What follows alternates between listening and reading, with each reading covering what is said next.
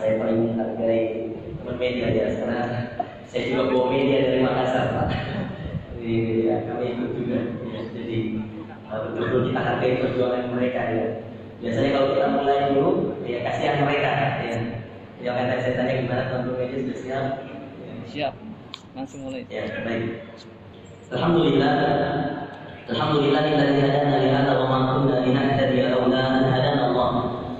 ثم الحمد لله الذي بنعمته تتم الصالحات بفضله تقصى الغايات عدد خلقه ورضا نفسه وزنة عرشه ومداد كلماته سبحانك يا ربنا لا نحصي ثناء عليك أنت كما أثنيت على نفسك سبحانك لا علم لنا إلا ما علمتنا إنك أنت العليم الحكيم اللهم فقهنا في الدين وعلمنا تأويل رب اشرح لي صدري ويسر لي أمري واحلل عقدة من لساني يفقهوا قولي رضينا بالله ربا وبالإسلام دينا وبمحمد نبيا ورسولا اللهم صل وسلم وبارك وانعم على المبعوث رحمة للعالمين نبينا وقدوتنا وأسوتنا محمد بن عبد الله صلوات ربنا وسلامه عليه وعلى آله وأزواجه وأصحابه ومن تبعهم بإحسان إلى يوم الدين وبعد Bapak Ibu yang dimuliakan oleh Allah, ikhwatul ahibah, jamaah Masjid Muhammad Bali yang dimuliakan oleh Allah, hayyun tahiyyatul Islam, tahiyyat ahli jannah. Assalamualaikum warahmatullahi wabarakatuh.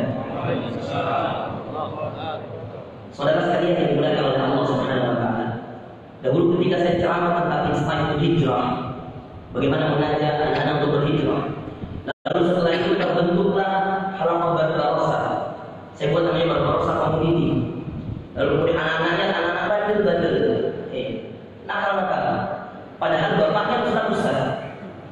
Iya, jadi istilahnya anak-anak ustaz yang kemudian buat halaqah, anak-anak yang punya masya Allah ustaz ini luar biasa. Ya. Kemudian anak-anaknya ini belum dapat hidayah, belum dapat petunjuk. Lalu kemudian masuklah dalam sebuah halaqah Barbarossa.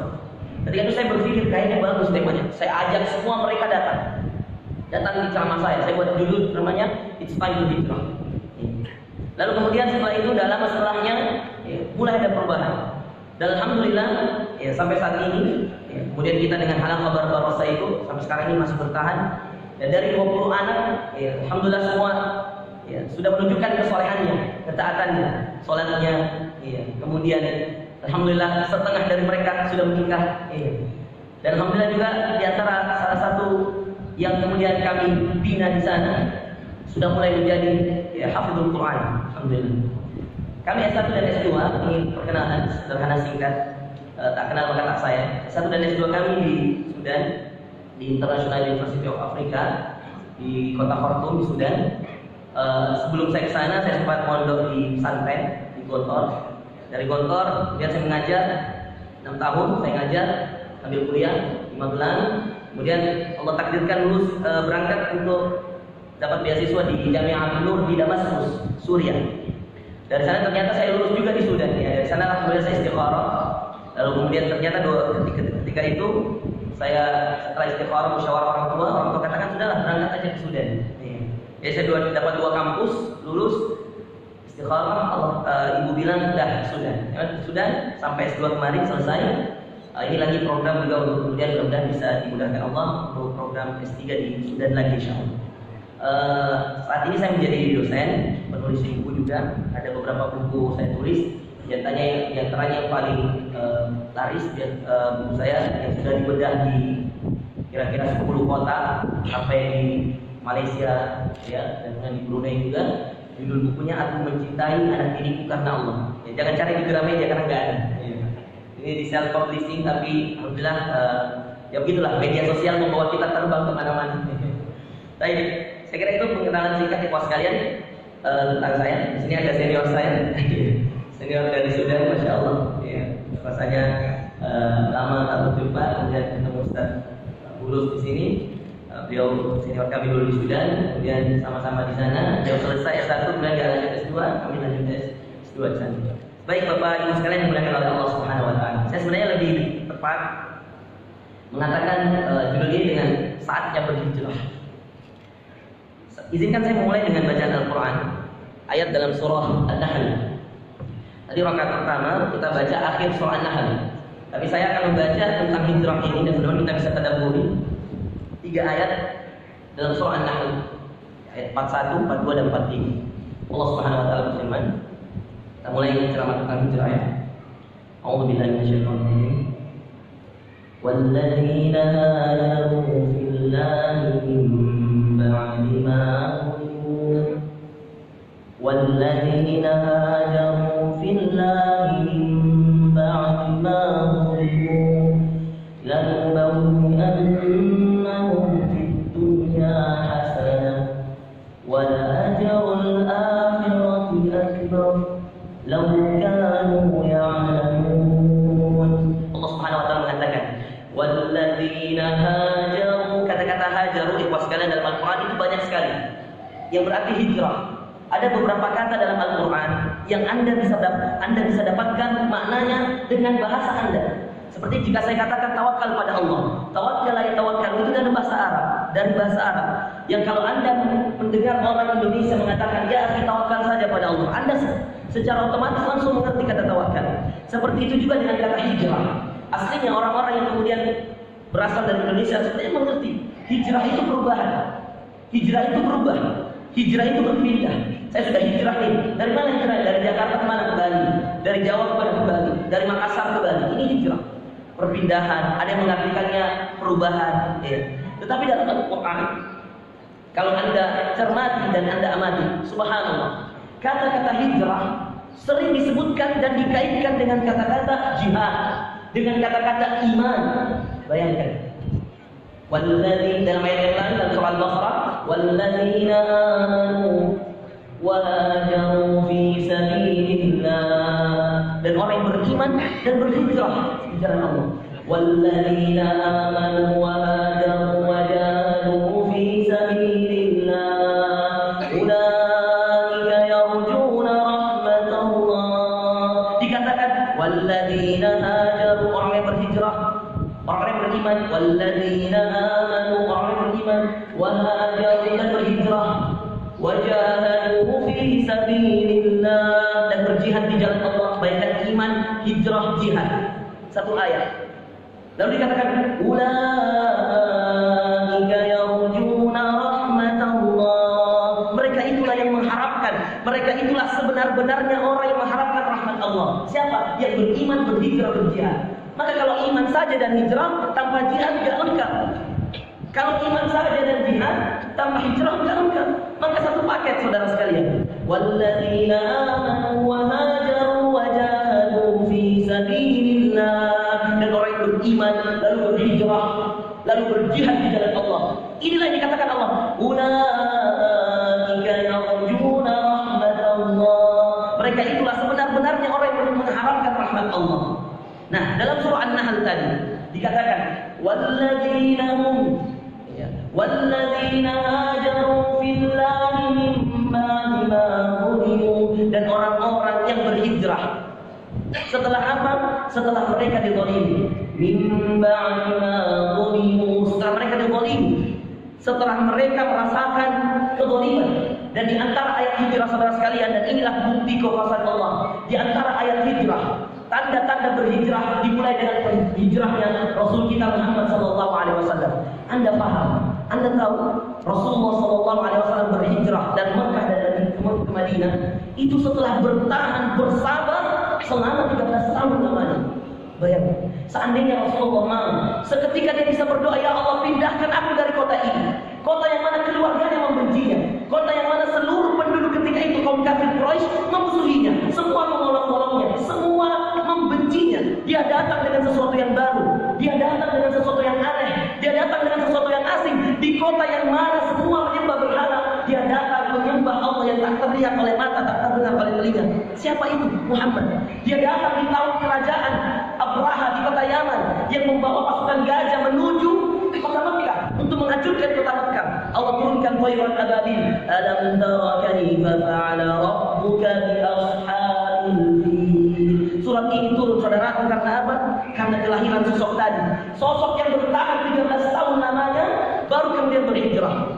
Sosok yang bernama Muhammad sallallahu alaihi wasallam yang Allah perintahkan Anda saya untuk mengikutinya. Bukankah Allah berfirman, laqad kana lakum, telah datang kepadamu wahai manusia, fi rasulillah, dan sisi dan sosok seorang Rasulullah uswatun hasanah, seorang teladan yang terbaik. Siapa dia? Muhammad sallallahu alaihi wasallam. Maka perhatikan kepada sekalian.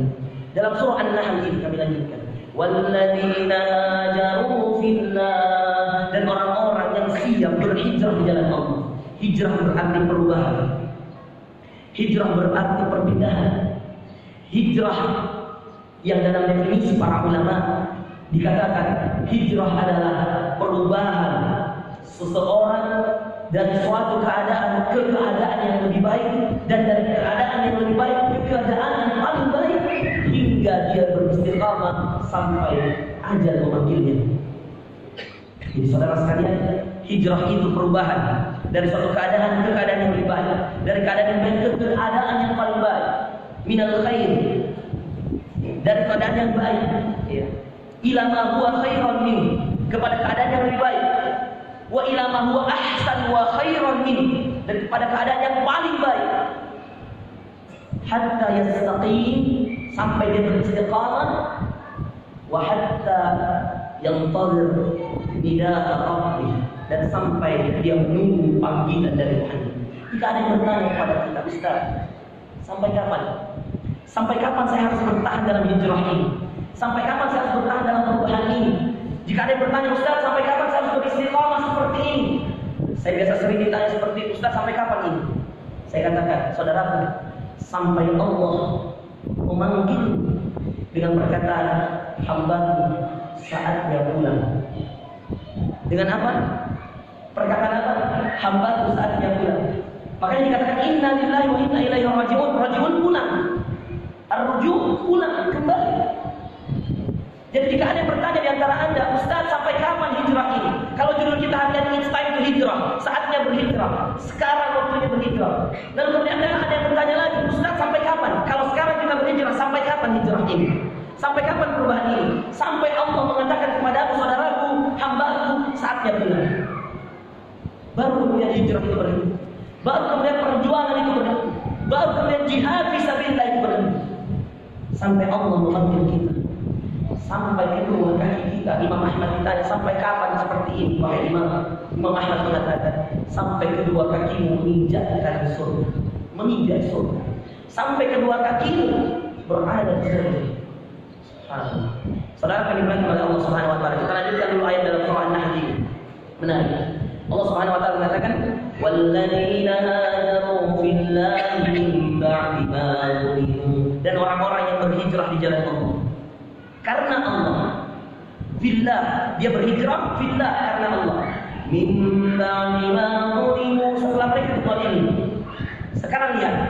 Saya tadi mendengar ada proyek dari Masjid Muhammad ya Ustaz ya, yang tato itu ya, ya menghapus tato, masya Allah. Kami di Makassar baru tabligh akbar, judul tabligh akbar kami memburu jejak hidayah. Sebelumnya kami sempat tabligh akbar juga dan sempat ya membuat geger kota Makassar dan provinsi Sulawesi Selatan, ya bahkan koran-koran tiba-tiba langsung meliput ya. Tabligh akbar sebelumnya berjudul menikah itu mudah. Ketika itu Pak, tidak ada yang tahu, tidak ada yang nyangka, ya, 20 orang putus berjamaah. Dan silakan cek aja di YouTube, ya, menikah itu mudah, akan keluar banyak sekali. Ya, dan putusnya di sana. Jadi ada yang datang dengan pacarnya, pulang, pacarnya naik taksi, dia kembali ke rumahnya. Iya, serius. Ada yang 9 tahun pacaran. Ya. Sampai kami katakan, wah kalau gitu lunas cicilan mobil atau motor, ya. 9 tahun, bayangkan. Dan seterusnya. Nah kemarin ini kami buat sekarang komunitas namanya Sahabat Hidayah. Baru-baru kami membuat tabligh akbar namanya memburu jejak hidayah. Dan tabligh akbar itu sebenarnya apa yang kami inginkan? Kami ingin ajak orang ya untuk memburu jejak hidayah. Ya. Salah satu cara untuk memburu jejak hidayah adalah merubah dulu mindset mereka, mengajak mereka berhijrah terlebih dahulu. Siap nggak berhijrah? Siap nggak putuskan pacar? Siap nggak meninggalkan riba? Siap nggak untuk dibina baca Al-Quran? Siap nggak untuk meninggalkan musik?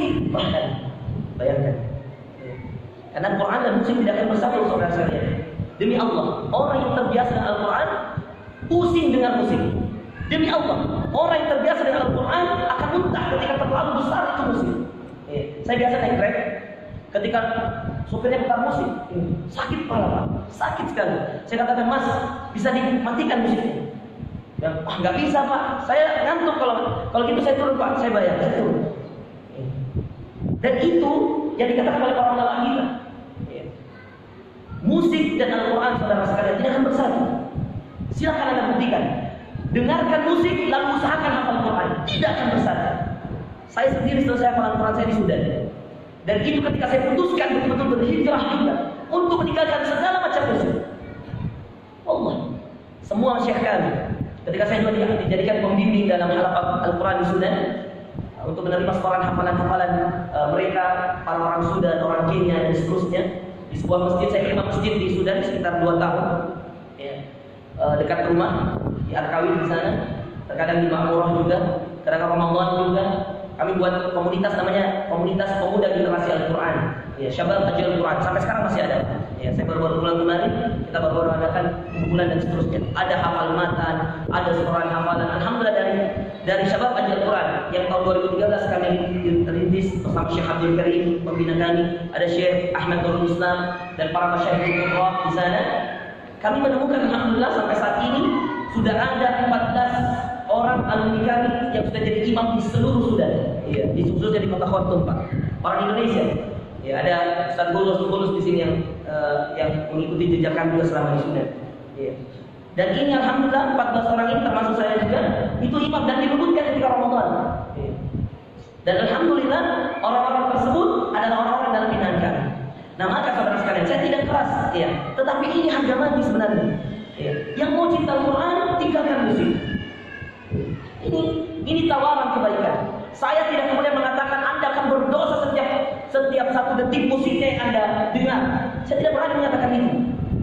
Tetapi saya berani mengatakan Al-Quran dan musik tidak akan bergabung seperti air dan minyak.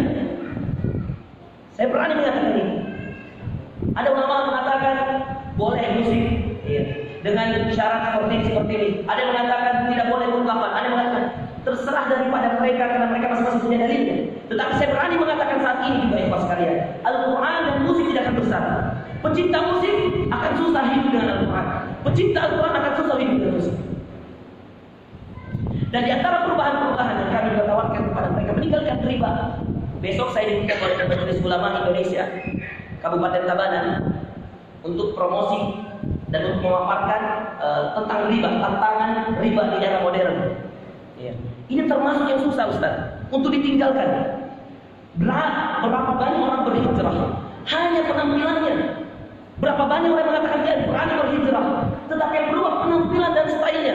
Yang tadinya nggak pakai baju koko jadi pakai baju koko, yang tadinya belum berjenggot jadi berjenggot, ya. Dan seterusnya. Tetapi esensi dari perubahan itu belum ada. Padahal perubahan itu ya sekalian dalam semua ayat selalu diikatkan dengan fillah, karena Allah. Termasuk dalam surah An-Nahl tadi yang baru kami baca. Walladzina hajaru fillah. Tadi dalam imam saya sampai ulang 3 kali.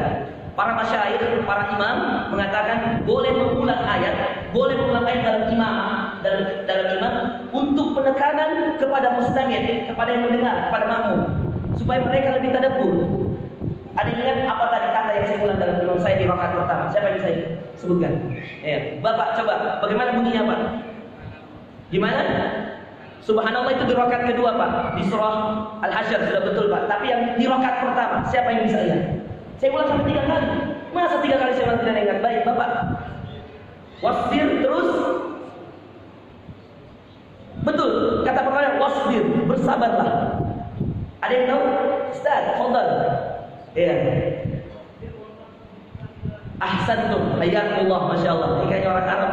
Iya. Atau asli Arab atau Hadrami. Imam di sini ya, salah. Ya, wajar ya. Jazakallahu khair Ustaz.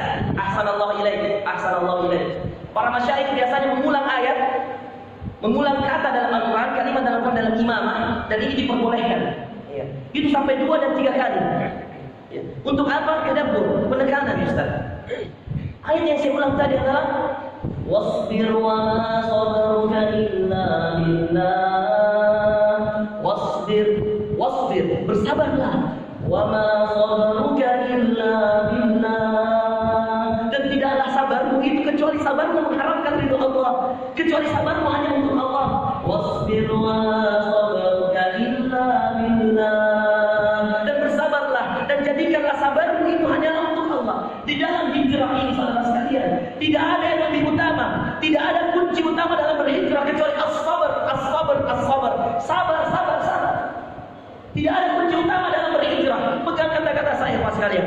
Kalau Anda tidak bisa sabar, maka Anda tidak akan bisa mendapatkan nikmatnya berhijrah. Saya ulang. Kalau Anda tidak bisa sabar, maka Anda tidak akan merasakan nikmatnya berhijrah. Hijrah itu esensinya as-sabar. Sabar itu tadi, as-sabar 'ala ta'ah, as-sabar 'ala al-ma'asi, was-sabr 'ala al-masa'ib. Sabar dalam taat. As-sabr 'ala ta'ah. As-sabr 'ala al-ma'asi. Sabar dari maksiat-maksiat. Was-sabr 'ala al-masa'ib. Dan sabar dari apa? Masa'ib. Masa'ib itu jamak dari musibah. Sabar dari musibah-musibah. Subhanallah. Ini kunci hijrah. Di mana-mana orang yang mau berhijrah, kuncinya satu ya sekalian. Bersabar, bersabar, bersabar. Maka lihat, ini lagi-lagi kita tadabburkan ayat. Maka lihat ayat-ayat tentang hijrah, ayat-ayat tentang jihad itu rata-rata dibarengkan dengan hukuman, kezaliman, balasan, olokan, caci makian. Coba lihat. Tadi ayat yang 3, ayat yang kami baru baca, walladzina hajaru fillahi min ba'di ma zulimu, setelah mereka dizalimi. Ayat yang saya ulang tadi, wasbir wa ma sabaruka illa billah. Apa yang sebelumnya? Fa in 'aqabtum fa'aqibu bimithli ma uqibtum bih. Seandainya engkau dibalas oleh mereka, dakwahmu itu tadi yang kau sampaikan kepada mereka dibalas dengan caci makian, dibalas dengan penghinaan, maka apa kata Allah kepada Nabi kita Muhammad? Fa in aqabtum, seandainya mereka membalas, fa'aqibu bimithli ma uqibtum bi, maka balaslah setimpal sesuai dengan yang mereka lakukan kepadamu. Jadi kalau kita dipukul sekali, boleh membalas pukulan sekali. Tidak boleh lebih. Coba lihat. فَإِنْ عَاقَبْتُمْ فَعَاقِبُوا بِمِثْلِ sesuai مَا عُوقِبْتُمْ بِهِ. Tetapi apa akhir ayatnya? وَلَئِنْ صَبَرْتُمْ, tetapi jika engkau memilih sabar. Jadi dikasih pilihan. Kalau Anda dizalimi setelah Anda buat baik, Anda dizalimi. Anda sudah dakwah kepada mereka, Anda sudah ajak mereka, tapi Anda dizalimi. Kata Allah kepada Nabi kita Muhammad SAW, boleh membalas tapi yang setimpal, sesuai.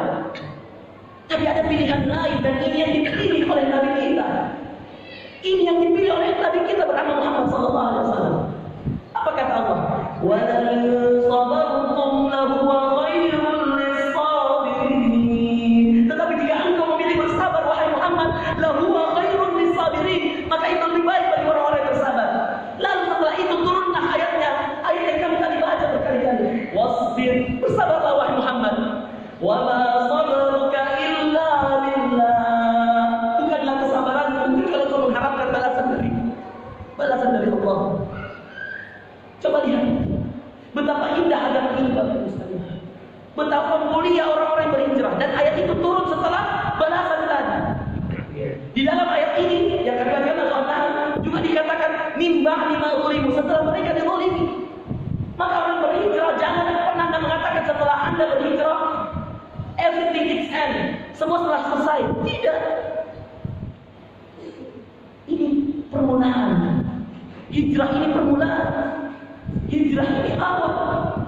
Hijrah inilah saat yang tepat untuk kita kembali kepada yang menciptakan kita. Hijrah ini saat kembali.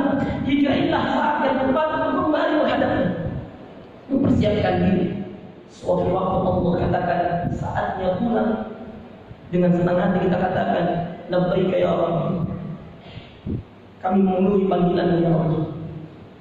Sudahkah Anda yang saat ini hadir di majelis saya saat ini, sudahkah Anda siap ketika Anda kata saat ini juga Allah katakan hambaku saatnya pulang? Sudahkah Anda siap mengatakan labbaika ya Allah, saya telah siap ya Allah? Betapa sulit rasanya, saudara. Kenapa terlalu banyak dosa yang kemudian kita belum mintakan taubat, kita belum mintakan ampunan, masih terlalu banyak dosa-dosa yang kemudian kita masih kerjakan, yang belum sempat kita beristighfar kepada Allah. Maka saudara dimuliakan oleh Allah Subhanahu wa taala. Mari kita kembali kepada esensi daripada hijrah kita. Hijrah yang berarti perubahan seseorang dari suatu keadaan ke keadaan yang lebih baik, dari keadaan yang lebih baik belum puas mau keadaan yang paling baik, dari keadaan yang paling baik dia bertahan untuk istiqamah sampai dia tidak menemui ajalnya. Itulah hijrah, itulah perubahan, itulah yang diinginkan agar kemudian kita bersabar sampai kemudian kita dipanggil oleh Allah Subhanahu wa taala. Kita lanjutkan tadabbur kita dalam ayat ini. Walladzina hajaru fillahi min ba'di ma zulimu. Dan orang-orang yang berhijrah karena Allah setelah mereka dizalimi. Sekarang kalau tadi saya katakan perjuangan berhijrah itu berat. Dan Anda harus punya kunci utamanya 3. Satu yang memiliki 3 arti. Sabar, yang memiliki sabar dalam taat, sabar dalam maksiat, dan sabar dalam musibah. Sekarang apa balasan? Apa balasan Allah kepada kalian? Kepada kita. Apa janji Allah bagi orang yang berniat dan berani untuk berhijrah berubah? Apa janji Allah? Walladzina hajaru fillahi min ba'di ma zulimu lanubawwi'annahum. Demi Allah, syiddah dalam bahasa Arab itu artinya penekanan. Dan penekanan dalam bahasa Arab itu artinya kemauan Allah yang sangat dipaksakan oleh Allah. Jadi kalau Anda menemukan kata syiddah ya, dalam Al-Qur'an ya, ini penekanan dari Allah untuk kita bahwasanya janjinya benar. Kata-kata lanubawwi'annahum di ayat yang lain, la ukaffiranna sayyi'atihim.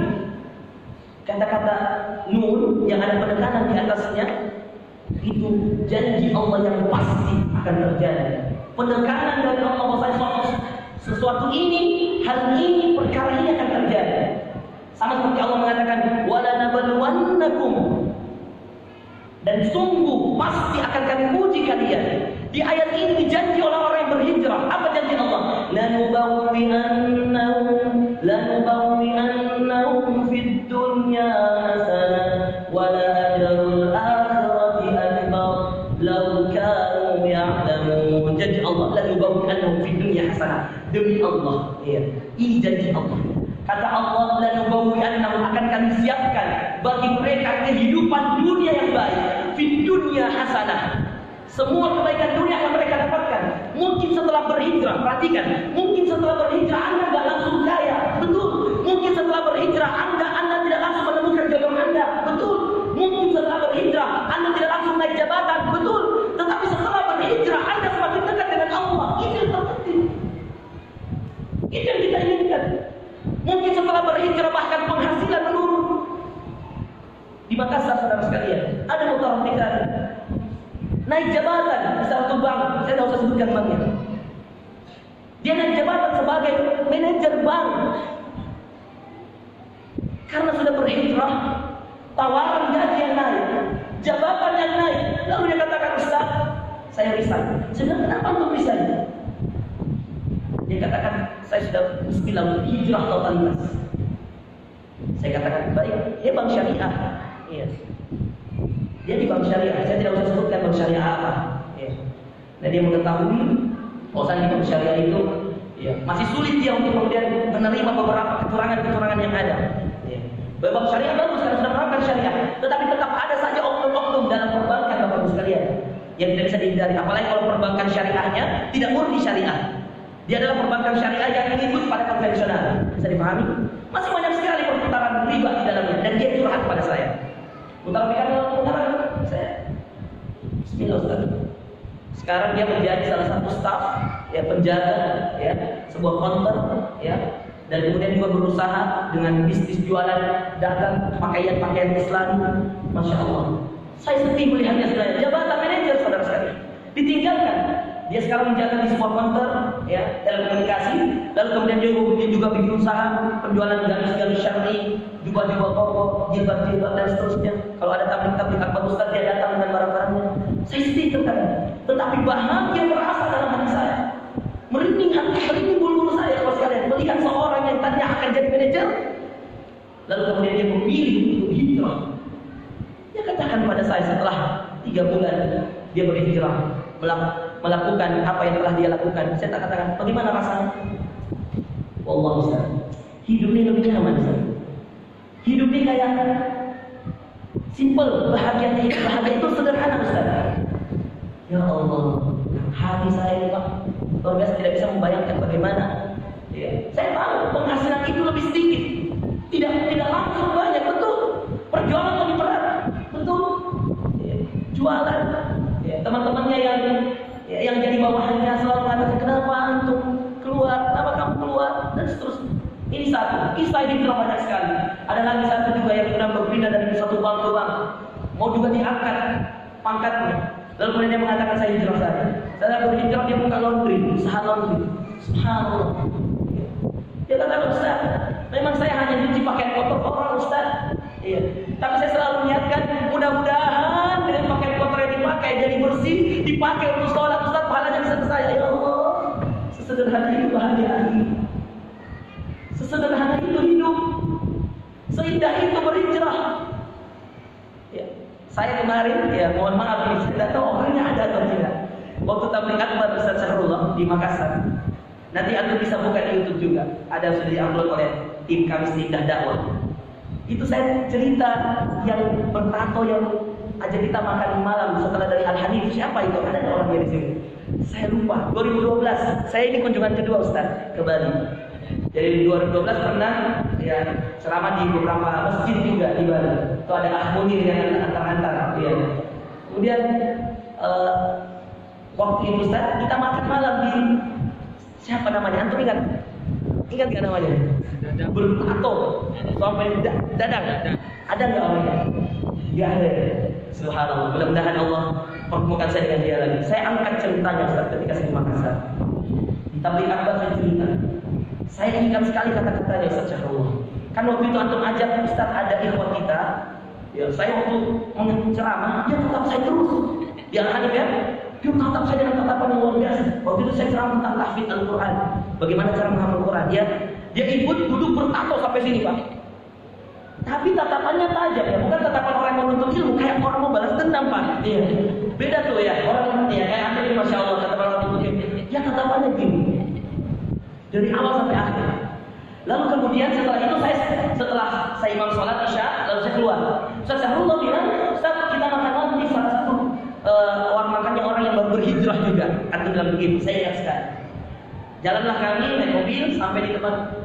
Ketika saya turun dari mobil, ternyata yang menyambut adalah orang yang tadi menatap saya seperti itu. Semakin aku saya sebenarnya. Saya mau katakan sama Ustaz Syahrullah, saya bilang, waduh ini orangnya. Jangan-jangan dia tersinggung dengan omongan saya Pak. Iya. Mudah-mudahan nanti bisa dipertemukan. Jangan-jangan tersinggung. Saya khawatir waktu itu. Tapi bismillah karena ada Ustaz Syahrullah dan ada Ustaz yang lain, saya masuk. Subhanallah. Saya menangis ketika itu Bapak sekalian. Entah Ustaz Syahrullah ingat atau tidak. Saya menangis ketika saya tidak bisa lupakan perjalanan dakwah saya 12 hari di Bali. Sampai saya angkat di kisah tabligh akbar saya di Sanyata ini. Saya katakan kepada hadirin yang hadir di tabligh akbar saya yang jumlahnya hampir ribuan orang ketika itu.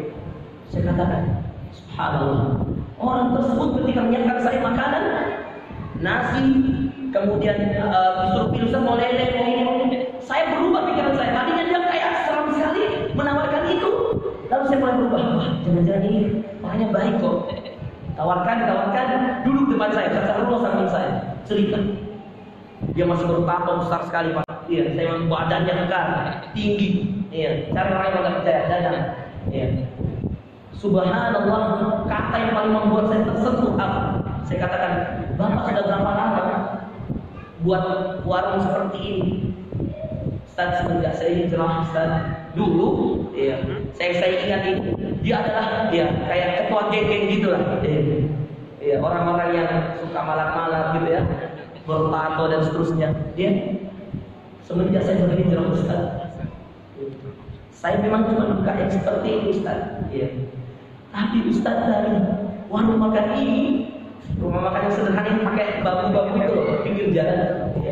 Ya, dari warung makan ini Ustaz, saya sangat senang sekali kalau ada Ustaz yang mau duduk dan makan di warung saya. Saya katakan kenapa?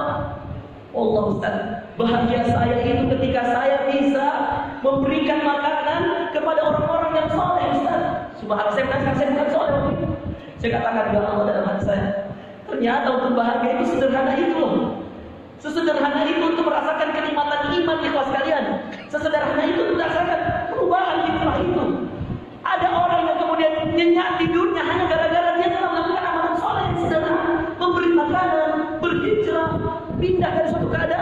Sesederhana itu, subhanallah. Apa yang dia miliki itu, yang kemudian dia katakan kepada saya hanya bisa ini Ustaz. Dengan ini saya merasa bahagia, merasa nikmat dalam perubahan ini, meskipun hasilnya gak sebanyak dulu di zaman-zaman saya jahiliyah. Ya Allah, saya gak bisa lupa itu kata-kata, Pak. Ya. Saya diajari oleh seorang mantan ketua geng. Saya dari lingkungan saya sejak kecil, tamat SD pesantren, dari pesantren ke luar negeri belajar bertahun-tahun, 14 tahun namanya saya menuntut ilmu agama. Subhanallah, saya tersentuh hati saya dengan satu ilmu yang saya dapatkan di warung makan dari seorang yang baru-baru hijrah. Saya katakan itu, kita berikan baru. Saya cerita ke anak-anak, saya katakan saya belajar dari seorang geng. Kata-katanya yang membuat saya menangis. Bahagia saya Ustaz sederhana ketika saya memberikan makan orang-orang soleh seperti Ustaz. Saya menangis karena saya bukan orang soleh. Yang kedua saya menangis ternyata sesimpel itu bahagia dengan iman. Yang mungkin saya sendiri belum bisa merasakan itu. Bagaimana bisa menikmati bahagia itu dengan sebuah amalan saleh? Subhanallah. Ibu sekalian dimuliakan oleh Allah Subhanahu wa taala. Yang seperti ini susah kita temukan. Kalau tidak dimulai dengan apa? Dengan betul-betul karena Allah. Dengan betul-betul berhijrah semata-mata, akan sulit, saudara sekalian, akan sulit. Tapi jika Anda betul-betul ikhlas, jika Anda betul-betul bersabar sampai Allah memanggil, jika Anda betul-betul berubah dan berhijrah demi Allah, kenikmatan itu akan Anda rasakan di saat orang lain sulit merasakannya. Kebahagiaan itu akan Anda nikmati di saat orang lain sulit menikmati. Mungkin dia masih tidur di gumuk, mungkin dia belum punya rumah bertingkat, mungkin dia belum punya kendaraan. Tetapi jika bahagianya adalah memberikan makanan kepada orang soleh, yang mana pelacur saja, dalam hadis dikatakan masuk dan diampuni oleh Allah dosa-dosanya. Pelacur hanya gara-gara memberi air minum seekor anjing, Allah ampuni dosa-dosanya. Bagaimana dengan seorang mantan preman yang tiap harinya bahagianya adalah memberikan makan orang soleh? Memberi makan orang soleh lagi. Anjing yang diberi minuman, yang memberi minuman diampuni dosanya. Bagaimana jika bahagia orang tersebut memberi makan orang soleh? Kalau sekalian dilakukan Allah SWT, maka hijrah itu selalu diikatkan dengan apa? Dengan kesabaran. Maka hijrah itu selalu diikatkan dengan apa? Dengan perjuangan. Setelah Anda dizalimi, bersabarlah. Setelah Anda dibalas, bersabarlah. Karena memang begitu hijrah. Tidak ada hijrah yang kemudian Anda katakan saya sudah berhijrah, tapi ketika dapat musibah, Ustaz, ngeluhmu lebih banyak, resahmu lebih banyak, ini belum berhijrah. Dan hijrah itu ingat, seperti yang saya katakan tadi, hijrah itu adalah totalitas. Berubah penampilanmu, berubah sikapmu, berubah perangaimu, berubah akhlakmu. Bukan hanya penampilan. Surat yang dilakukan oleh Allah Subhanahu wa taala. Saya kira ini waktunya singkat sekali, judul kita panjang sekali. Saya izinkan habiskan dulu An-Nahl ini, baru kita lanjut ke ayat yang lain. Allah katakan, "Walladzina hajaru fillahi min ba'di ma zulimu." Dan orang-orang yang berhijrah di jalan Allah karena Allah setelah dia dizalimi. Janji Allah sama, "La nubawwi'annahum fid dunya hasanah." Akan kami siapkan kehidupan dunia yang baik. Ini siapa yang berjanji? Allah. Bukan Al-Nahl, ya, buka surah An-Nahl, surah ke-16, ya, awal juz 14, ayat ke-41. Ya. Silakan Anda buka sendiri. Nanti pulang Anda buka dan Anda tadabburi. Dikatakan di sana, la nubawwi'annahum fid dunya hasanah. Kami akan siapkan kehidupan di dunia yang baik. Seperti yang saya katakan tadi, mungkin jumlahnya nggak sama sebelumnya. Mungkin yang tadinya gajimu 5 juta gara-gara berhijrah, Anda pindah buka usaha laundry, penghasilanmu hanya 2 juta. Memang betul. Tapi bayangkan 2 juta dibandingkan niat agar orang-orang yang memakai hasil cucianmu dipakai beribadah karena Allah. Ibadahmu itu, ibadahnya itu tadi, pahalanya dari kamu. Apalah artinya 5 juta? Coba. Mungkin ketika jadi ketua geng preman, dia bisa memalak orang sampai ratusan juta. Betul? Per bulannya. Betul. Ketika buat warung makan, dia mungkin hanya mendapatkan 10 juta per bulan. Berbeda. Tetapi apakah sama niatan dia untuk memberikan makanan orang-orang soleh? Tidak. Maka jangan selalu menilai orang dari tampilan luarnya, saudara sekalian. Mungkin kehidupan dunia yang kalian katakan itu tadi baik, ketika rumah berbingkai, ketika mobil mewah, tidak saudara sekalian. Demi Allah, berapa banyak orang punya banyak rumah, banyak tanah, tidur saja susah. Saya cerita lagi satu kisah, ya. Ustaz, ini isya jam berapa Ustaz? Ya. Soalnya ini sebenarnya tema saya hari ini tabligh akbar. Iya. Aslinya saya minta asar, maghrib lanjut ke isya. Iya. Tapi panitia kasih saya maghrib isya. Jujur, iya. Susah sekali menerangkan tentang hijrah dalam waktu maghrib isya saja. Iya. Jadi saya minta izin Ustaz. Ya, seandainya tidak habis, iya. Saya lanjutkan habis isya sedikit. Iya. Seandainya bisa seperti itu, karena saya tidak yakin isya habis. Ini baru mukadimah ini. Saya belum isi, belum materi ini. Iya. Ya, soal isya dulu boleh, saya tidak apa-apa. Yang penting saya diizinkan untuk lanjutkan tema saya. Iya. Karena jauh-jauh saya dari Makassar, masa temanya nggak habis dia.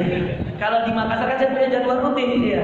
Jadi saya bisa katakan, insya Allah pekan depan, ya kalau Ustaz pulang dari ini, Ustaz pulang dari ini kita lanjutkan. Ya kalau di sini mau kapan ya? Ya kan? Jadi izin dahulu ya Ustaz ya. Saya juga baru mau mukadimah. Iya. Karena saya belum masuk pada ini, akan ada tips-tips berhijrah. Bagaimana cara kita untuk berhijrah? Apa yang harus dilakukan ketika berhijrah? Itu intinya. Saya ini masih mukadimah ya. Saya masih cerita orang-orang Makassar seperti ini. Saya pernah ketemu orang di Bali seperti ini. Ya ini yang saya mau cerita lagi. Tentang seorang kontraktor yang datang ke saya. Kontraktor ternama Pak. Ya. Saya tidak usah sebutkan karya-karyanya seluruh Indonesia. Banyak. Ya. Orang kaya. Saya kebetulan tinggal, numpang tinggal. Saya numpang di rumah mertua di Makassar, di perumahan elit. Perumahannya Pak Wapres, iya. Namanya perumahan Bukit Garuda. Punyanya Kallah Group. Iya, masya Allah. Soalnya orang-orang hebat banyak. Direktur ini. Iya. Manajer ini, komisaris ini. Pokoknya semua ada di sana. Baik. Saya dapat ceramah rutin, iya, di sana. Banyak sekali ceramah saya tabligh akbar sering di sana dan seterusnya. Kontraktor ini datang. Ya, Anda tahu kontraktor ini biasanya pagi, ya, dia sarapan di Makassar, ya. Ya, sorenya itu, siangnya itu makan siang di Singapura, ya. Malamnya di Paris. Ya. Saya bilang, wah, diuangin enak dibeli. Handicap buat seindah dakwah, ya. Buat tim saya. Saya bilang, diuangin enak. Dia datang cerita soal itu Ustaz. Mobilnya Pak, saya sebutkan ya. G ada, BMW, Mercy, itu nggak satu Pak. Dia punya anak, ya setiap anak tuh punya mobil. Wah enak ini kalau diuangin aja dia. Kalau berhijrah tiba-tiba Ustaz saya sumbang satu mobil, ya kan enak. Tapi dia datang dan cerita. Saya tidak usah panjang-panjang ceritanya seperti ini. Dia cerita Ustaz, saya sudah lama bergelut di dunia ini. Dan mungkin ada ya kontraktor sini juga. Anda tahu sendiri bagaimana transaksi bank, bagaimana permainan tender, ya tahu ya semuanya. Nggak usah saya ceritakan lah. Dia lalu katakan, tapi saya kok susah Ustaz. Saya kok susah untuk menikmati semua yang saya miliki. Sambil nangis, dia bilang, saya Ustaz jujur, ya. Semua kenikmatan dunia rasanya sudah gak ada lagi apa-apanya Ustaz. Mau tidur di hotel berbintang manapun, yang paling mahal sekalipun. Saya kalau ada acara Ustaz di luar itu, saya selalu minta hotel yang paling mewah dan paling mahal. Mewah dan mahal Pak. Kalau saya nyari, ya ada cari yang paling murah, dan paling cocok dengan kantong, yang minimal bisa terjangkau. Kalau beliau, lain cerita, mewah dan mahal Pak. Kalau mewah aja, mungkin masih ada yang lebih mahal. Tapi kalau mewah dan paling mahal, berarti Anda bisa bayangkan. Dia cerita, hingga satu titik dia ngomong seperti ini. Panjang curhatnya saya langsung sampai curhatnya semua di sini. Dia katakan seperti ini, Ustaz, saya berjanji sama Ustaz. Tapi Ustaz juga berjanji sama saya. Baik.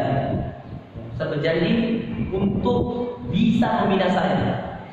Baik, saya siap. Tapi ceritakan secara jujur. Baik, Ustaz, saya berjanji untuk bercerita secara jujur. Tapi tadi Ustaz harus janji untuk membina saya setelah saya berjanji. Baik. Dia katakan, Ustaz, saya mau tidur sampai jam 2 malam. Saya nggak bisa tidur, Ustaz. Dan itu sering. Saya coba untuk melakukan amalan-amalan soleh. Saya coba untuk banyak bersedekah. Sama Ustaz, belum nikmat rasanya. Saya sedekah itu ngeluarin duit, memang duitnya nggak kerasa, tapi nikmat sedekah saya nggak dapat. Gimana Ustaz? Saya bilang, wah susah juga ya. Terus dia katakan lagi, saya Ustaz berniat bangun masjid, tapi setiap kali saya berniat bangun masjid, di akhir-akhir setiap kali saya mau bangun masjid selalu ada masalah, baik perizinannya, baik kebohongan orangnya, macam-macam, selalu ada masalah. Sedangkan kalau saya mau bangun properti, Ustaz, rumah yang jumlahnya 1000 unit saja, itu dalam tempo 3 hari saya sudah menang tender. Coba, dia bingung sendiri. Setiap saya mau bangun masjid, selalu ada halangan, Ustaz. Bingung juga saya. Setiap saya mau bangun rumah, bahkan tender tanah, memenangkan tanah, gampang sekali, Ustaz. Yang hektaran jumlahnya, saya bisa menang dalam sekian detik, sekian menit. Tinggal terus sekali. Wah ini berat curhatannya. Lalu saya bilang, ada lagi Pak? Satu lagi Ustaz. Saya punya orang tua Ustaz. Tapi rasa-rasanya saya sudah berikan fasilitas. Tapi rasa-rasanya Ustaz, saya susah sekali mendapatkan kasih sayang orang tua. Nah di sini saya sudah mulai. Sebab pertama ini pasti orang tua. Sekarang saya tanya, Bapak ingat nggak ayah ibu masih hidup? Yang masih hidup ayah kita, yang sudah meninggal ibu. Boleh cerita Pak bagaimana ibu meninggal? Nah itu Ustaz. Itu yang saya tadi mau kasih tahu Ustaz, tapi saya belum kasih tahu Ustaz. Ibu saya meninggal Ustaz dalam keadaan saya ketika itu di luar negeri. Ibu saya adalah orang ahli ibadah Ustaz, Masya Allah, doanya terus mengalir. Ketika dia bilang doanya terus mengalir, saya sudah dapat poin lagi. Oh Anda bisa kaya ini gara-gara doa ibu. Ya, tapi saya nggak omongkan Pak, saya simpan. Ibu saya Ustaz, ketika saya di luar negeri, ibu sakit. Saya ada tender ketika itu Ustaz, tender besar sekali, miliaran Ustaz. Saya katakan, ibu bilang, nah pulanglah. Ibu ini butuh kamu. Kata kontraktor tadi, sebentar Bu, saya tidak bisa dalam 3 hari ini, saya harus rapat, meeting. Saya susah meninggalkan. Di hari kedua ibunya meninggal. Karena tender belum selesai, dia katakan, saya izin Ustaz ke kakak saya untuk mewakilkan saya. Semua biayanya saya tanggung. Wah, sekarang kita pendapatan sebab pertamanya. Kenapa kalau begitu dari cerita Bapak saya simpulkan satu. Salah satu yang menyebabkan Bapak belum mendapatkan keberkahan dunia ini, satu Pak, jelas tadi. Bapak menolak panggilan itu. Dan Bapak secara tidak langsung membandingkan ibu Bapak dengan tender yang jumlahnya miliaran rupiah. Artinya ibu Bapak ada harganya. Padahal itu nggak boleh ada harganya. Padahal seorang ibu nggak bisa dihargai. Air susunya nggak bisa dihargai. Menghamilkan tidak bisa dihargai. Melahirkan tidak bisa dihargai. Anda salah. Siap Ustaz. Sudah berderai air matanya. Ketika dia cerita ibunya dia menangis. Saya juga nggak habis pikir, nangisnya kayak anak kecil. Ya, begitulah orang Pak. Ya. Kalau sudah dapat ininya, Allah bimbing. Ya, insya Allah. Nah, apa yang ingin saya katakan ikhwas sekalian dan bersama. Akhirnya kemudian saya jelaskan. Ya. Satu itu. Yang kedua, mohon maaf Pak, saya terang-terangan aja. Bapak tersinggung tidak ya silakan. Terlalu banyak uang riba yang Bapak pakai. Dan Bapak sudah tahu ayat-ayatnya. Apa perlu saya bacakan? Ya silakan Pak Al-Baqarah saja. Di dalam satu surah di surah Al-Baqarah, Anda baca ayat riba yang turun terus langsung. Iya. Lanjut terus itu ayat riba. Bapak baca sendiri kalian boleh. Nangis dia. Betul Ustaz. Saya tidak bisa mungkin. Saya suka bermain di situ, bermain di bunganya. Saya suka bermain di situ, Ustaz. Ya, curhat seperti itu, Ustaz. Ya, masih bisa dulu ya, baik ya. Silakan Pak Ustaz. Ya.